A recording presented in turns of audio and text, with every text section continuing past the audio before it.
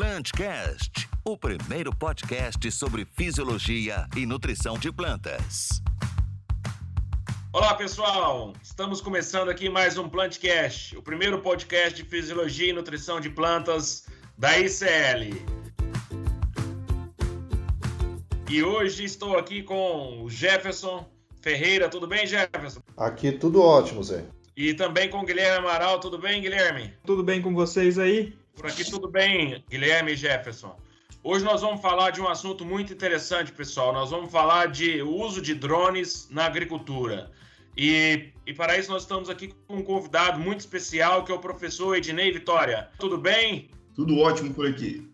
Muito bom, professor. Seja bem-vindo ao nosso Plantcast. Muito obrigado por aceitar o nosso convite. E, professor, eu gostaria de convidar aí para que o senhor se apresentasse para o nosso público. Quem é o professor Ednei? Professor, fica à vontade. Bom, vamos lá. Eu não sou muito de firulas, não vão ser bem objetivo. Meu nome é Ednei Leandro da Vitória, sou engenheiro agrícola, capixaba, adoro o que faço, que é ser pesquisador, professor da Universidade Federal do Espírito Santo.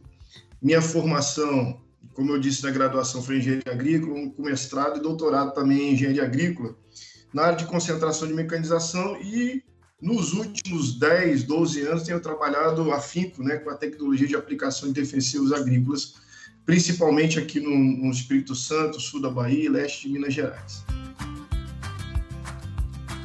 Pessoal, nos conte um pouco, um breve histórico aí do uso de drones na agricultura e como essa tecnologia hoje vem sendo empregada, principalmente aí na produção cafeeira e de HF, que a gente vê bastante uso. Ótimo, boa pergunta, Tazé. Vamos lá, vamos fazer uma retrospectiva histórica, então, da necessidade da aplicação de defensivos agrícolas, Para que a gente aplica defensivo agrícola, ou agrotóxico, ou fitossanitário, ou agroquímico, como queira? O fato é que no Brasil, a Lei de 7.802 de 1989 é a Lei do Agrotóxico. A imprensa gosta de utilizar muito o termo agrotóxico como pejorativo, mas para a gente é absolutamente normal, porque de fato ele pode ser tóxico no mal utilizado. Mas enfim, cada um dá a denominação que quiser. Para que o uso de defensivos agrícolas para proteção de culturas? Bom, o próprio nome diz, defensivos agrícolas protegem culturas de pragas e alguns outros agentes infestantes da cultura. A necessidade, com o tempo, foi passando, população aumentando, necessidade de alimentos aumentando também, e em função disso, nós precisamos também melhorar as nossas técnicas, desde o plantio, passando pelos tratos culturais até a colheita. E observou-se, nos últimos anos, começando na década de 80, década de 90, uma ineficiência ou baixa eficiência na aplicação de defensivos agrícolas da cultura, ocasionando deriva, escorrimento para o solo. Até hoje ocorre com muita frequência, já diminuiu muito comparado na década de 80, 90 e início dos anos 2000. Em função disso, começou-se a pesquisar, não só no Brasil como no mundo, principalmente Estados Unidos e China, alternativas. Então, começou a entrar a engenharia agrícola, especificamente relacionada à agricultura de precisão, Aí entrou a inteligência artificial, começaram a aparecer os primeiros veículos aéreos não tripulados, autônomos, os VANTs, E esses VANTs, a princípio, foram utilizados para recreação, no início da década de 90, depois para fotografia, e foi evoluindo para geoprocessamento, e hoje, eu diria, de 10 a 15 anos para trás, já é realidade, principalmente China e Estados Unidos, o uso de veículos aéreos não tripulados na aplicação de defensivos agrícolas. Então, se vocês observarem, a gente está fazendo uma pesquisa de uma revisão de literatura, chamada revisão bibliométrica. A gente percebeu que mais de 80% das pesquisas realizadas no mundo com drones na aplicação de defensivos agrícolas são feitas na China e nos Estados Unidos. E o Brasil está indo atrás, a gente está caminhando também, inclusive nós fazendo nossa parte aqui no Espírito Santo. Então, Zé e os demais, remonta aí de 10, 15 anos atrás o uso especificamente de drones na agricultura, especificamente para defensivos agrícolas. Ainda há muita coisa a ser respondida. Por exemplo, vamos falar agora especificamente de café. Ainda há estudos muito incipientes em relação à aplicação de defensivos agrícolas utilizando os drones no café. Tem estudo no café arábica, no sul de Minas, inclusive apoiado por vocês.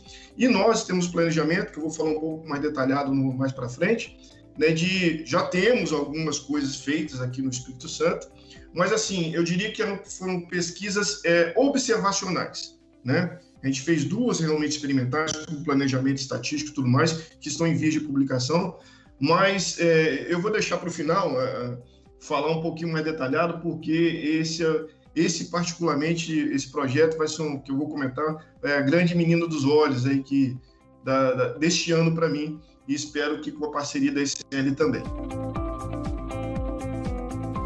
Isso aí, pessoal. Vamos deixar a cereja do bolo para o final, para quem nos estiver ouvindo, acompanhe a gente até o final aí. Certo, professor? Perfeito. Ótimo, professor. Você me conhece, né? Você sabe que eu também sou um grande entusiasta, né, de tecnologia de aplicação pensando em drones, né? E aí, professor, a pergunta que eu te faço é como que está a legislação hoje, né? Como que ela está se propondo, né, a essa questão de pulverizações aéreas com drones? Bom, vamos lá. Jefferson, prazer em revê-lo aqui mais uma vez. Jefferson foi nosso ex-aluno da 2ª turma de agronomia aqui de São Mateus, do Campo São Mateus da UFS. Muito prazer estar com vocês agora aqui, Jefferson, como um grande profissional da área. Vamos falar um pouquinho, então, em relação à legislação. Vou voltar ao que eu comentei agora há pouco. No Brasil, existe apenas uma lei, que é a Lei de Agrotóxicos, a Lei 7.802 de 1989, que teve algumas alterações, ajustes, pela Lei 9.970, 72, não vou me recordar agora, de 2000. De lá para cá, ou seja, nós estamos em 2021.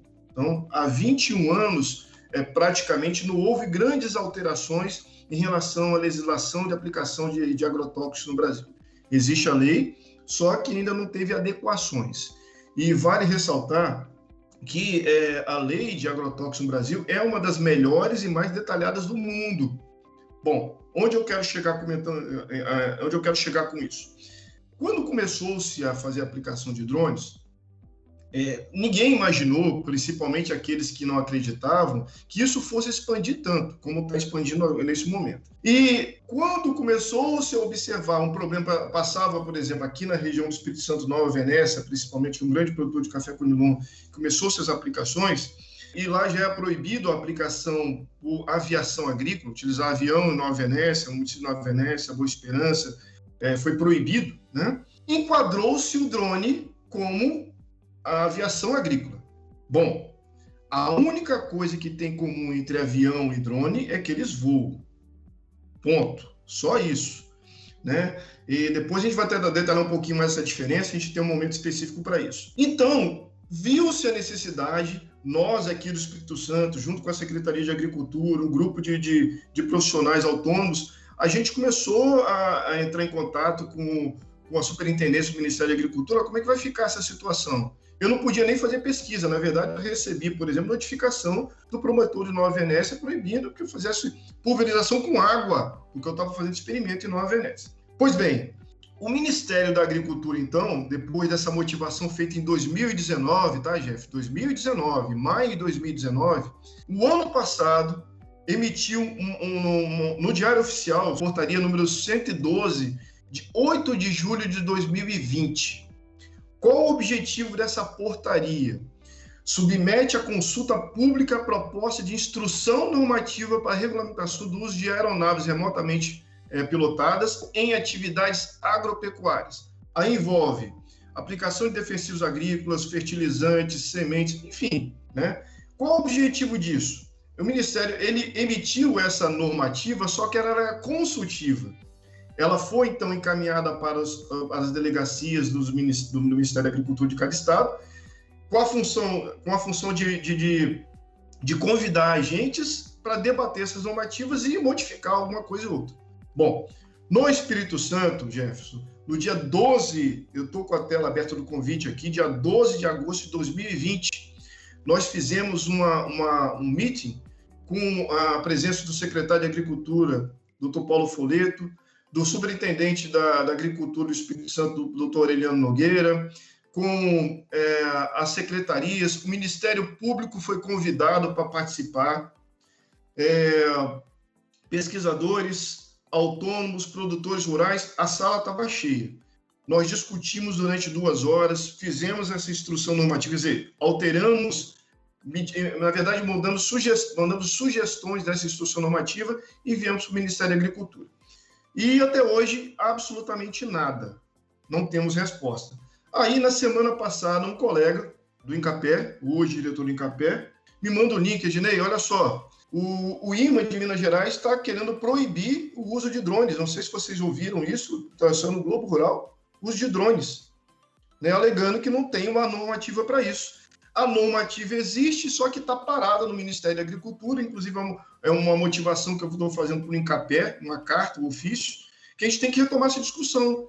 Foi levantada essa discussão em relação à norma específica, né? Está parado no Ministério da Agricultura, e a gente espera que isso vá para frente. Bom, aí você vai me perguntar, Jefferson, Ednei, como é que a gente fica nessa situação, então? No Espírito Santo, a gente continua fazendo as aplicações com drones, né? Tem muitos aí terceiros que fazem aplicações com drone no Espírito Santo, exceto nos municípios onde não há, onde há a proibição de aplicação por aviação agrícola, tá bom? Então, continua fazendo, não há motivo nenhum, não tem motivação nenhuma de fiscalização, porque não está sendo feito nada de errado, né? Quando há multas, é porque especificamente quando o produto está sendo utilizado, não é recomendado para a cultura, mas esse aí já não é um problema da aplicação, né? É problema de planejamento. Excelentes explicações e abordagem aí, professor. A gente sabe aí que é um caminho praticamente sem volta essas aplicações com drone, né? Visto que hoje é a que mais tem crescido aí mundo afora, igual o senhor já bem explicou, né? E falando um pouco dessa qualidade aí que a gente tem nas aplicações, que a gente sabe que são ultra baixos volumes, né, professor? Acho que pode me corrigir aí se eu estiver falando errado, porque são vazões realmente muito baixas, e aí a gente tem que estar sempre preocupado com a qualidade da cauda, como que ela vai ser, a entrega dos bicos ali, dessa pulverização, passa a ser muito mais importante, né, professor? E aí eu queria que o senhor contasse para a gente um pouco dessa sua experiência aí dos bicos, entre aspas, convencionais e os bicos eletrostáticos. O senhor tem pesquisas nessas linhas, eles entregam realmente resultados? Como que é isso para aplicações aéreas com drone? Perfeito, Guilherme, você está certíssimo, ultra baixo volume. Guilherme, deixa eu fazer um preâmbulo, um parênteses, antes para chegar na sua resposta, a resposta à sua pergunta. E se eu me perder no meio do caminho, por favor, você retome, tá? Pode me direcionar aí. Antes, eu queria falar um pouquinho sobre preparo de cauda, que a gente vai chegar lá, né, na sua resposta. A gente vai chegar lá, né? É importantíssimo. Qual o preparo de cauda? Mistura em tanque, que se fala muito há anos, né? Há 5 anos atrás, 2021, 2016, há 5, 6 anos atrás, a mistura em tanque não era normatizada. Hoje tem uma norma para isso, né? Hoje é regulamentado, inclusive está alterado lá na lei de agrotóxicos. Qual o objetivo e para que se faz a mistura em tanque? Bom, reduz trabalho, reduz custo, exposição do operador. Bom, legal, isso é maravilhoso, né? Isso é maravilhoso. Ele fala, Guilherme, professor, por que você está falando isso? Olha o que você me falou, ultra baixo volume. Então, o preparo da cauda, a observação da cauda é muito importante nesse momento, né? Então, só que pode ter alguns problemas. Quais são os problemas? Entupimento de pontas, entupimento de filtros, fitotoxicidade, excesso de espuma, problema de dissolução, decantação, uma série de problemas que podem ocorrer. Peraí, então não é bom fazer mistura em tanque?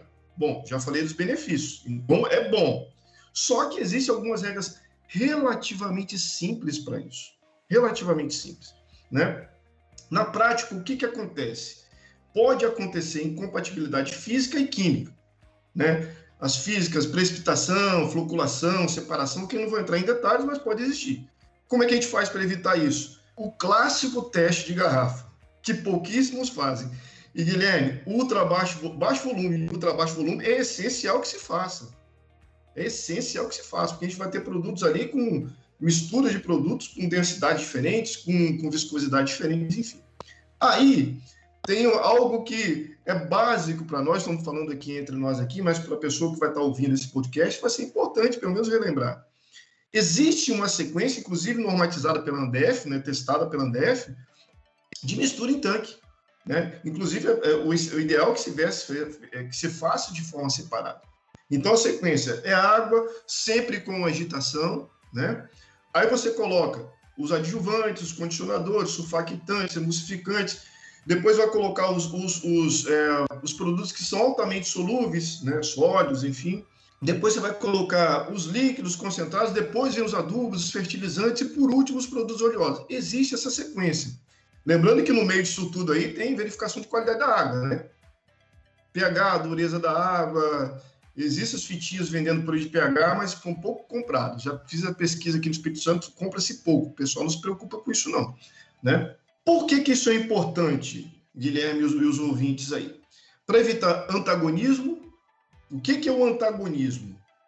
Quando eu misturo, né, em tanque, produtos diferentes, com objetivos diferentes, o antagonismo ocorre quando o efeito da mistura é menor que a soma dos efeitos com os produtos misturados. Ou seja, um vai interferir no outro, um vai dar problema no outro. Pode ter benefício pode ter benefício que não seja o antagonismo, é um benefício, muito pelo contrário. Pode ter um aditivo, que é um efeito igual, beleza, show de bola, e pode ter o que nós chamamos, umas pesquisas mostram, que é o efeito sinergético, até melhorar a eficácia de determinado produto. Então, vamos voltar lá à sua questão, tá? É importante, né, professor, essas considerações, porque antes mesmo da nossa aplicação, a qualidade da nossa aplicação, melhor dizendo, ela começa mesmo na compra dos produtos, a gente já saber se pode ter um risco de interação ou não, né? Ainda mais que o senhor falou aí que o drone, ele não tem uma agitação constante igual são nos autopropelidos, nos turboatomizadores, né?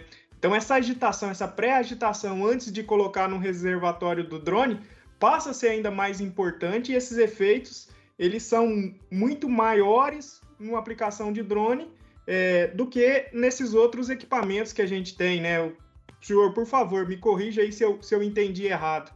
Perfeito, Guilherme. Então, você está corretíssimo. Na verdade, a aplicação, a pulverização, começa muito antes. Começa no planejamento, na compra, na aquisição. Guilherme, olha só como falta, e vocês sabem disso, vocês estão o dia todo lidando com o produtor, ouvindo representantes, o pessoal que está diretamente ligado na área. O que falta hoje, e vai faltar por muito tempo ainda, tá, Guilherme? É informação. Acesse o Google e digita lá, tecnologia de aplicação defensiva, treinamento de tecnologia de aplicação defensiva, prepare, você vai ver um monte de coisa. Um monte de informações, boas informações. Só que ainda o produtor talvez feche a maioria, tá? Não todos. Não vou generalizar. Ainda não faz esse planejamento, tá, Guilherme?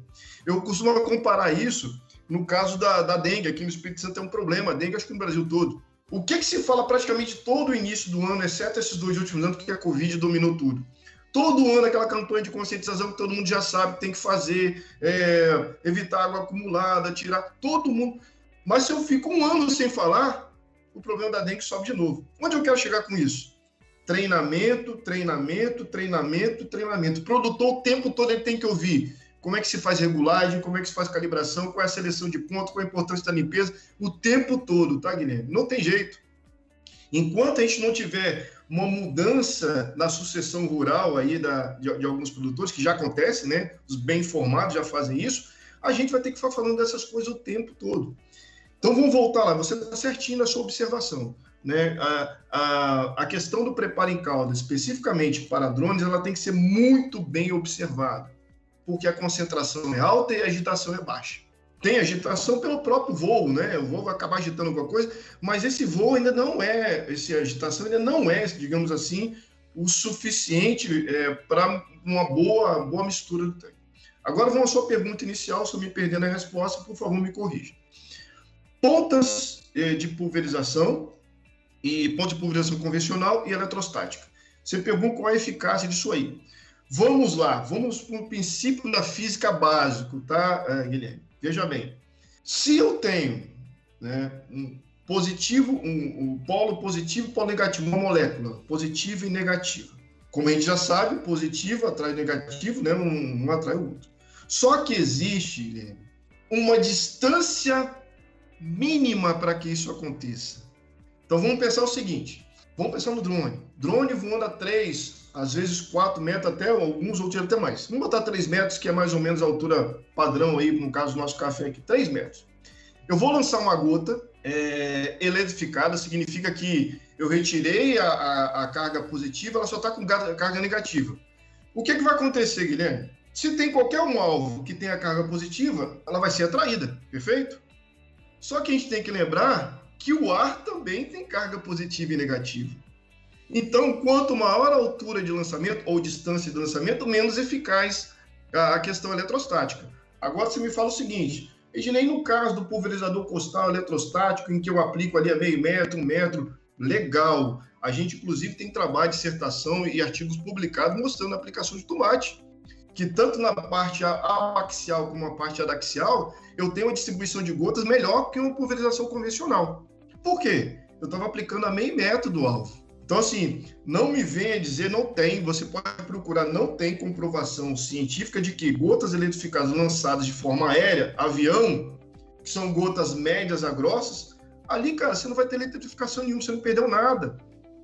Ali é mais para inglês ver, tá? E eu não estou falando, isso não é minha opinião, não, tá? Isso eu estou falando em termos de comprovação científica. Então, resumindo, quanto maior a distância de lançamento, menos eficaz a questão eletrostática, tá?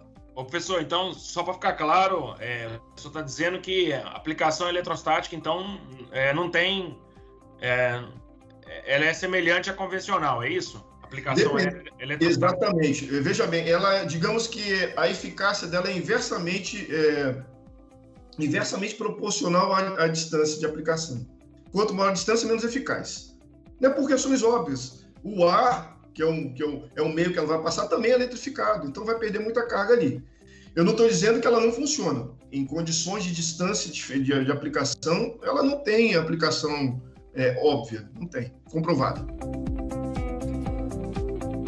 Certo, pessoal. Eu acredito que um dos principais desafios aí do drone, tem vários, né, mas da aplicação com drone, um dos é o UBV, né, o ultra baixo volume, porque estamos trabalhando aí, depois você pode comentar os volumes, mas pelo que eu acompanhei é de 10 a 15 litros aí por hectare.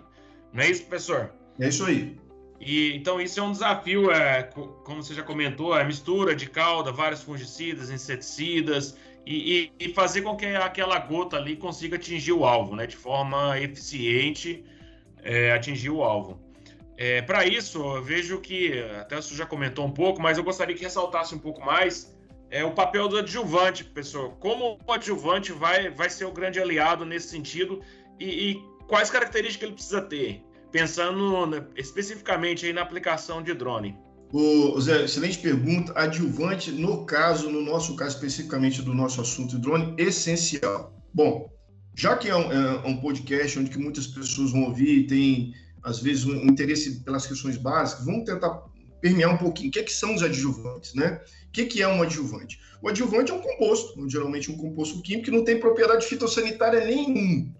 Então, ele não vai ajudar em absolutamente nada em relação ao controle fitossanitário ou absorção de nutrientes, até de certa forma sim, mas não vai melhorar a qualidade, por exemplo,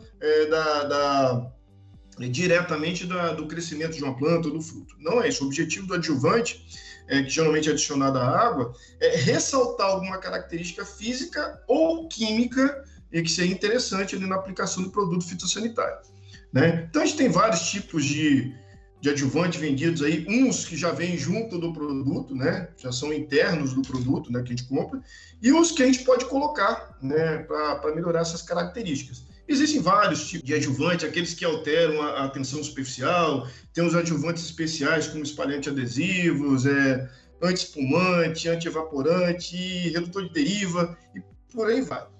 Né, filtro solar, que também é considerado, né, um adjuvante.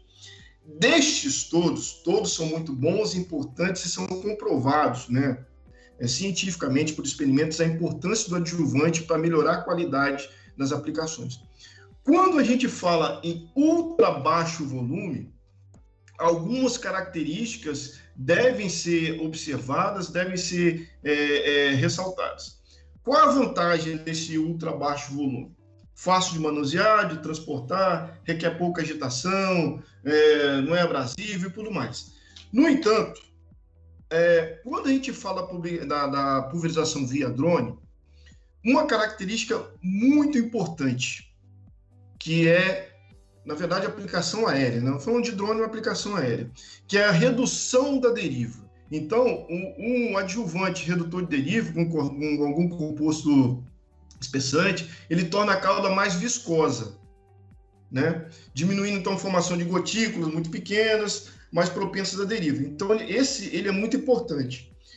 E outra coisa que eu tenho observado também, e isso eu quero, na verdade, isso que eu vou falar é uma hipótese, mas que é uma hipótese que é um pouco óbvia, mas que a gente precisa certificar, e eu vou deixar para o final falar um pouquinho mais. É o uso principalmente quando faz a aplicação, mistura em tanque de fertilizantes, é o uso de compostos quelatados, né? E isso faz uma diferença, mas o uso de adjuvantes é essencial, principalmente na pulverização via aérea, tá, José? Realmente, hoje já tem tecnologias, né, pessoal, para trabalhar aí com aplicação de drone. Então, a gente tem feito algumas pesquisas, né, e tem alguns resultados interessantes, até o Guilherme Amaral acompanhou mais de perto. Fica à vontade, Guilherme, para falar um pouco mais aí sobre alguns resultados preliminares aí que nós já estamos tendo.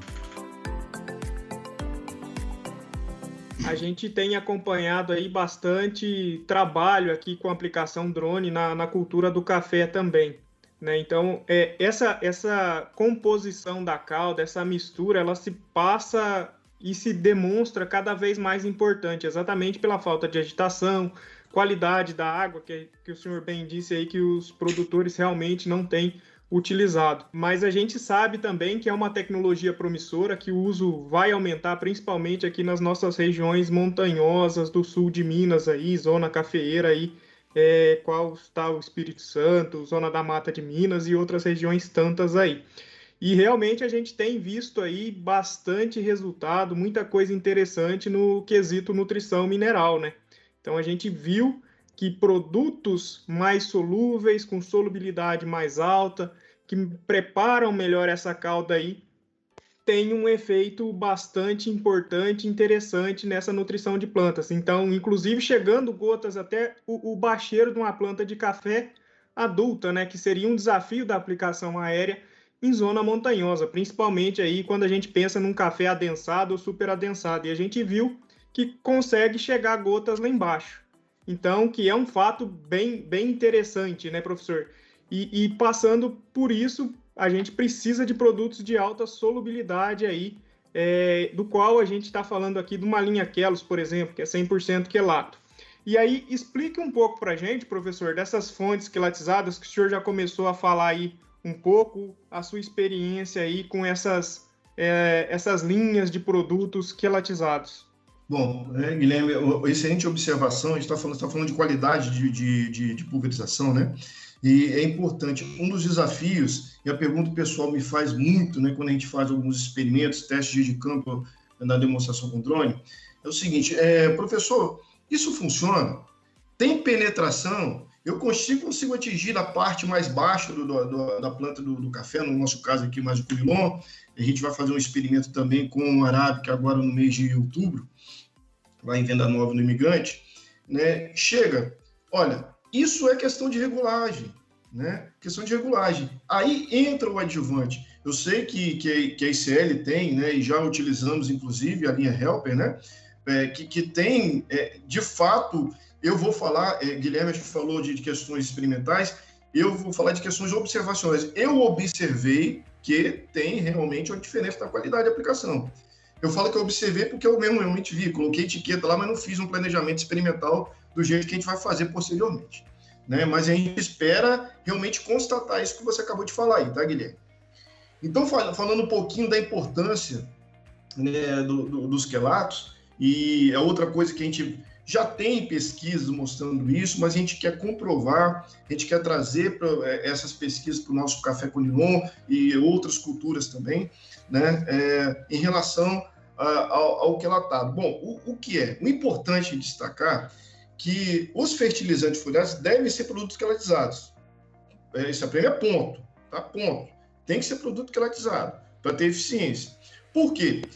O que é o quelato, né? O que é um quelatado? nada mais, nada menos é um complexo, né? Simples, um complexo orgânico que quimicamente combina uma carga iônica positiva de zinco, manganês, cobre, magnésio, com outra molécula orgânica de carga negativa, né? E isso forma o tal do agente quelatizador que vocês conhecem melhor do que eu aí, né? O que acontece na prática quando a gente usa um produto quelatizado, e aí eu vou voltar a falar especificamente do drone, né? Como tem essa interação, os quelatos, que são moléculas orgânicas que podem inibir certos cátions que são, digamos, altamente reativos de metais, né? Impede de formar algumas reações químicas, né? Eu vi uma apresentação, um dia de campo de vocês, de um dos profissionais de vocês, achei assim, a explicação, se deve ser padrão, a explicação maravilhosa, e atinge muito bem, leva o produto, coloca em água, olha como quando ele é quelatizado, como é que ele dissolve, como é que ele não dissolve, como é que ele age na interação, como é que ele não age na interação. Então, a quelação permite que o nutriente mantenha a sua propriedade idêntica, né, dentro do tanque da mistura e não se combine quimicamente a outros nutrientes ou defensivos agrícolas que sejam, que estão sendo utilizados com ele. Então, a importância do produto quelatizado é justamente voltando ao que a gente falou lá no início da mistura de tanque, para evitar a incompatibilidade e o antagonismo. Então, assim, para mim é um caminho, assim como o uso de drones, né, o uso de quelatos, principalmente na pulverização em que há necessidade de mistura, ele é essencial. Eu não vejo outra maneira, né? Não vejo outra forma de a gente conduzir. Eu sou defensor, tá? E espero comprovar cientificamente que isso tem importância e tem relevância. Ô, professor, eu achei extremamente interessante todas as explicações que o senhor tem trazido para nós hoje. E agora eu vou fazer uma pergunta polêmica, né? Porque é muito comum a gente aí que está no campo, às vezes o produtor ele chega para nós e pergunta, né? Ah, mas qual que você acha que é a melhor alternativa para eu realizar as minhas pulverizações? Uma pulverização com drone ou uma pulverização com uma aeronave convencional, por exemplo, o avião, né? Aí eu queria que o senhor traçasse, né, uns pontos, né, importantes dessas duas formas de você pulverizar, né, e quais que são as vantagens de cada uma, né, diante das experiências que o senhor tem tido, inclusive com o café com Nilon, que é a cultura que a gente tem uma proximidade maior aqui no Espírito Santo. Beleza, Jefferson. Olha só, a pulverização via veículo aéreo não tripulado, né, popularmente conhecido por drone, ela não vem substituir qualquer outra forma. Não vem. O objetivo não é fazer substituição, pelo menos no primeiro momento não é. Tá? Por quê? São capacidade operacional diferente, né, altura de voo diferente, deposições diferentes. Então não vem substituir. Quando há possibilidade, né, de fazer uma aplicação aérea com um avião convencional, e a possibilidade que eu digo, possibilidade técnica, operacional e normativa de utilização, ela pode ser feita, obedecendo, obviamente, todos os critérios de condições climáticas, todos os critérios operacionais, ela é muito bem-vinda. Por quê? Ela aumenta, obviamente, a capacidade operacional, né? Você tem uma aplicação rápida numa área grande. No entanto, nem toda área, principalmente regiões mais montanhosas, às vezes não é possível aplicar em toda a área e às vezes ficam alguns recortes que têm que ser feitos. Aí o drone anda perfeitamente. Guilherme, Zé, Jefferson, eu acho o seguinte, os que estão nos ouvindo, o drone vem para resolver uma dor muito grande que nós da área de ciências agrárias, da área de agricultura temos, que é observar, isso dói, pelo menos para mim dói, é ver um agricultor botar lá um pulverizador nas costas, aqui no caso do Espírito Santo, de regiões montanhosas, 30, 40, até 45 graus e pulverizar ali para cima. Ali o avião não chega, ali não adianta, se você pode até ter alguns carreadores para você fazer a aplicação via canhão, que é absolutamente ineficiente. É ali que vai entrar o drone. Aí, Jeff, não tem essa qual é o melhor, qual é o pior. Olha, benefícios e malefícios a gente vai ter tanto no pulverizador costal 20 litros tradicional como no drone. Se não forem observadas as condições operacionais de aplicação, seleção de ponta, preparo de cauda, né, condições climáticas, condição operacional da máquina em relação à manutenção. Então, não existe essa de melhor ou pior. Existe aquela adequada para a situação. Obviamente que a eficácia do ou dos produtos aplicados passa pela forma com que a gota vai chegar no alvo, em termos de cobertura, densidade de gotas, principalmente. Né? Então, quando o Guilherme falou assim, professor, nós temos observado que tem chegado, inclusive, no bacheiro da planta, uma planta aí arábica, eu estou imaginando alguma coisa de 2 metros para cima, né, Guilherme? Se chegou lá embaixo, cara, isso é muito bom. Se chegou lá no terço inferior, isso é muito bom. Obviamente que tem muitos, os controles normalmente são feitos do terço mediano para cima, mas às vezes eu tenho problema ali para baixo também. Né? Às vezes, no caso da ferrugem, eu preciso atingir na maior parte de baixo para cima. Então, não existe essa questão de comparar drone com avião neste momento, tá? Eu estou falando de drones, tá, Jefferson? Drones de ultra baixo volume, 25 litros para baixo. Isso tem protótipos aí, né, israelenses e até algumas ideias brasileiras que têm praticamente aviões autônomos que aplicam aí com tanque de 200 litros, né? Mas isso ainda não é uma realidade comercial. Obrigado, professor, pela resposta, né? E eu também compartilho muito do seu ponto de vista, né? Isso para mim também é uma dor, né? Inclusive porque eu também sou produtor rural, sou filho de produtor rural, né?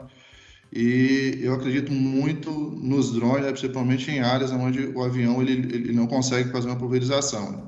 Que é uma área muito grande. Se você for pensar hoje na cafeicultura capixaba, boa parte da cafeicultura ainda está em regiões de montanha, né, professor? Professor, pegando um gancho aqui no que o Jefferson falou e na sua resposta anterior, a gente sabe ainda que essa comparação ela é um pouco inevitável em função da autonomia dos drones, né? Que a gente sabe aí que um drone ele vai voar 10, 15 minutos, fazer 1 hectare aí numa condição dessa aí, no máximo, né?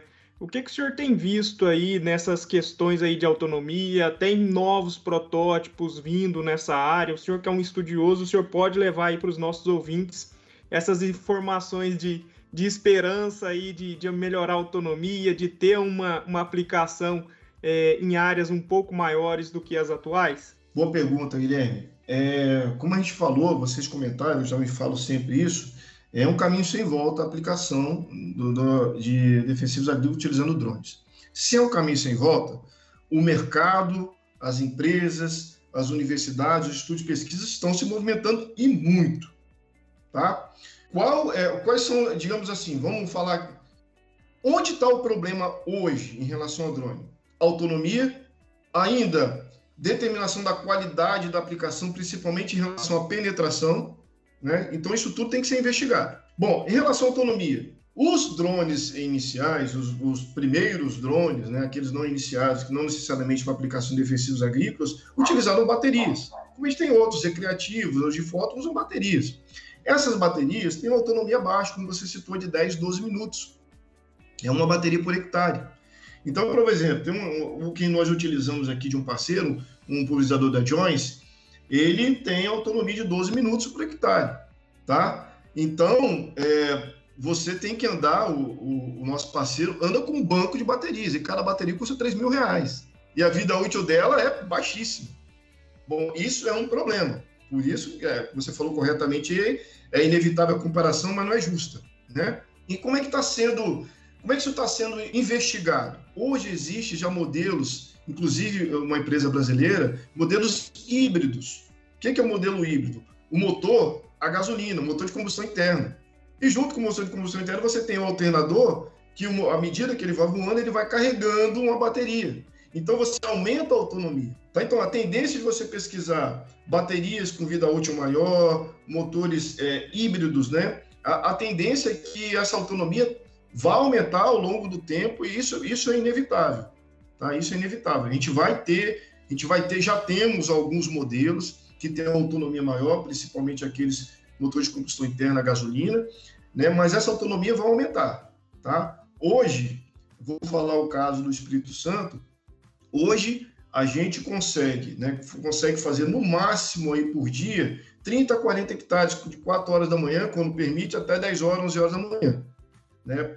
Porque aí eu vou aproveitar para falar outra coisa. As condições climáticas são importantes em qualquer tipo de aplicação, mas com drone elas são essenciais. Porque como a aplicação geralmente é com gotas pequenas, né? Condições climáticas em relação à evaporação, em relação à deriva, elas são muito importantes. Então, aquela regrinha básica, né? Fundamental, umidade relativa acima de 55%, velocidade do vento não inferior a 2 km por hora, no máximo 10, temperatura do ar não superior a 30 graus Celsius. Então, isso tem que ser observado. Excelente, professor. Acho que esse detalhe final aí da temperatura, da umidade relativa e velocidade do vento é fundamental aí para ter uma boa aplicação, né? É muito importante os consultores, o produtor prestar muita atenção nesses quesitos aí, que vai influenciar diretamente na eficiência de aplicação. E aí, professor, caminhando aqui para a parte final, eu gostaria que o senhor deixasse uma mensagem aí, né? Hoje é fato, né? O drone já é uma realidade na agricultura, né? Além de fotos, imagens, temos aí também um grande aliado para a tecnologia de aplicação. E eu gostaria que o senhor deixasse uma mensagem para aquele consultor, aquele agricultor que está pensando em fazer uma aplicação, principalmente o pessoal que trabalha em agricultura de montanha, né? IHF. Qual mensagem que o senhor deixa para esse consultor, para esse produtor que vai trabalhar aí, que está pensando em trabalhar, fazer uma aplicação com drone? Zé, eu tenho principalmente em 2019, algumas coisas em 2020, eu tenho andado bastante pelo Espírito Santo, né? E eu observei, assim, de uma forma muito, muito rápida e até assustadora, a inserção de empresas terceirizadas que vendem um serviço de aplicação por drone. Então, a primeira observação, já que você pede para chamar a atenção, olha a empresa com quem você está contratando. Por quê? Eles estão vendendo um serviço de aplicação para o drone. E não é isso, do meu ponto de vista, que tem que ser vendido. Você vai vender uma assistência técnica completa de aplicação via drone, que envolve indicação dos produtos, a mistura, o receituário agronômico, um agrônomo acompanhando, a certificação da qualidade da aplicação. Porque nós aqui, se a gente vamos comprar um drone, vamos comprar o melhor do mercado, R$200 mil. A gente vende a aplicação. Claro que, como nós somos técnicos, a gente vai fazer da melhor forma possível. Mas hoje, como ainda não tem normativas, não é, por exemplo, obrigatório a presença de um agrônomo, que eu acho um absurdo no momento da aplicação. Né? E nessa normativa que eu citei no início, lá está dizendo quem pode operar o drone. Na normativa, que não está em vigor. Quem pode operar o drone? Pode ser um técnico agrícola, um agrônomo, um engenheiro agrícola, mas tem que ter lá um técnico acompanhando. Então, observe, eu tenho observado algumas aplicações de vendas que eu tenho medo, Zé, eu tenho medo que essa tecnologia, ela venha por água abaixo, o pessoal deixe de utilizar, porque, apliquei drone aqui, não funcionou. Como é que foi feita a aplicação? É uma aplicação muito técnica, né, professor? Não é um Arbus 2000, não é um pulverizador, né? Nós estamos trabalhando com ultra baixo volume de cauda, então é uma aplicação muito técnica. Aqueles 3 pontos lá tem que ser muito bem observado, tem que ser muito bem detalhado, né, professor? Exatamente. Quando você falou do Arbus aí, cara, não vai ter erro. Por quê? Qual é o critério de parada do produtor que não é orientado? O critério de parada é o seguinte, está pingando. Opa! A aplicação foi boa. No caso do drone, a não ser que ele voe aí a baixíssima velocidade, a 1 metro de altura da planta, ele não vai ver nada pingando, não. Ele não vai vir pingando, é correto. Então, ele falava assim, rapaz, isso funciona? Funciona. A gente não precisa ter produto escorrendo, a gente precisa ter produto no alvo. Né? É impressionante, é engraçado para a gente, porque a gente não tem um agrônomo, um consultor de tecnologia de aplicação que eu não vejo. Quando eu falo assim, qual o critério de parada ou critério de qualidade para o produtor? É escorrimento. Se eu coloco etiquetas de papel sensível, uma com gotas espalhadas em toda a etiqueta e outra fechadinho de azul, e mostro para o produtor que não tem conhecimento ou orientação, eu falo assim, a que está azul está melhor, né? Não está, porque está azul porque está escorrendo. Eu preciso de gotas espalhadas. Então, o recado final em relação a isso é assim, orientação. A gente ainda está num terreno que nós estamos explorando. Os indicativos são altamente positivos, mas ainda estamos explorando. Tem funcionado? Sim, tem funcionado bastante. O que precisa agora é a gente pesquisar, modificar, alterar e ver qual a melhor situação para cada momento. Vamos dar o exemplo do desenvolvimento do café, tanto arábica quanto conilon. Será que é o mesmo volume de cauda? Será que é a mesma altura? Será que é a mesma velocidade de aplicação para qualquer condição, qualquer produto? Acredito que não. Né? Se você está no estado de desenvolvimento, eu tenho volume diferente, eu tenho velocidade diferente. O produto-alvo, ele exige regulagens e calibrações diferentes. Né? Então, isso tudo tem que ser muito observado. Não é receitinha de bolo, não. E eu fico preocupado muito, não sei se vocês observam, o Guilherme que acompanha essas pulverizações em campo, e tem muito, não é pouco, muito terceirizado vendendo a aplicação para o drone, não vendendo uma aplicação técnica, tá? O drone é apenas um instrumento, porque as técnicas de aplicação são as mesmas, tá? Exatamente, professor. A gente vê muito isso aí a campo, né? Vende uma aplicação, muitas vezes sem qualidade, sem tá chegando realmente o produto no alvo. E aí existe 2 pontos, né? A gente queima os produtos que estão sendo utilizados nessa aplicação e queima uma tecnologia promissora que está sendo utilizada em todo o mundo. Perfeito, isso aí, né? Professor, e um ponto que é importante mencionar para finalizar, quais são os projetos futuros?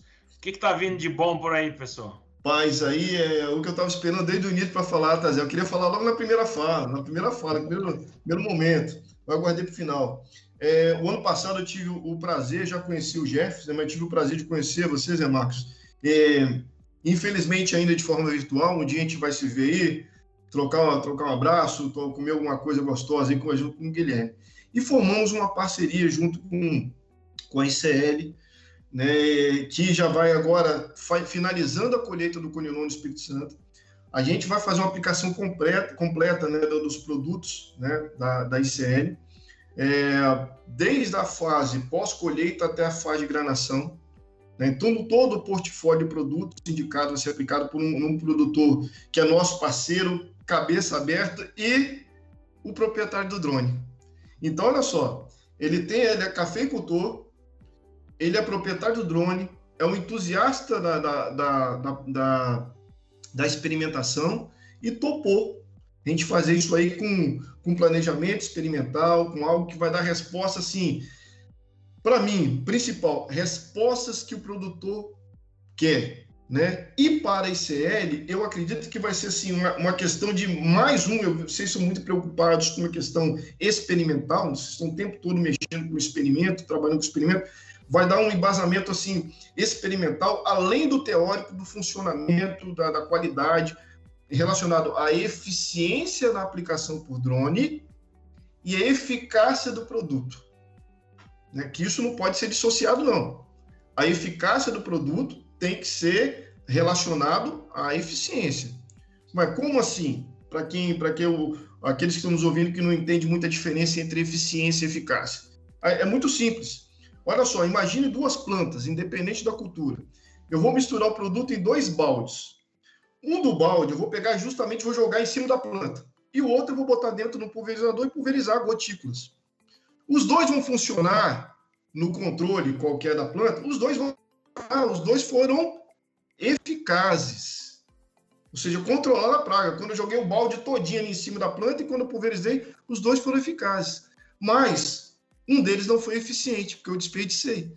Então, aliar eficiência e eficácia, principalmente em produtos de alta qualidade, onde o agricultor fala assim, poxa, eu vou investir isso tudo, será que vai funcionar? Será que não vale a pena eu comprar o de menor valor? Metade do preço eu compro, faz o mesmo efeito. Será? Então, essa é a resposta que a gente vai procurar, tá, Zé? Excelente, pessoal. Então, certamente vai vir muita coisa boa por aí. Pessoal, gostaria de agradecer pela sua participação e aos demais colegas também. Então, fica aqui mais um Plantcast da ICL. Muito obrigado a todos e até a próxima. O Plantcast é uma produção da ICL. Impacto para um futuro sustentável.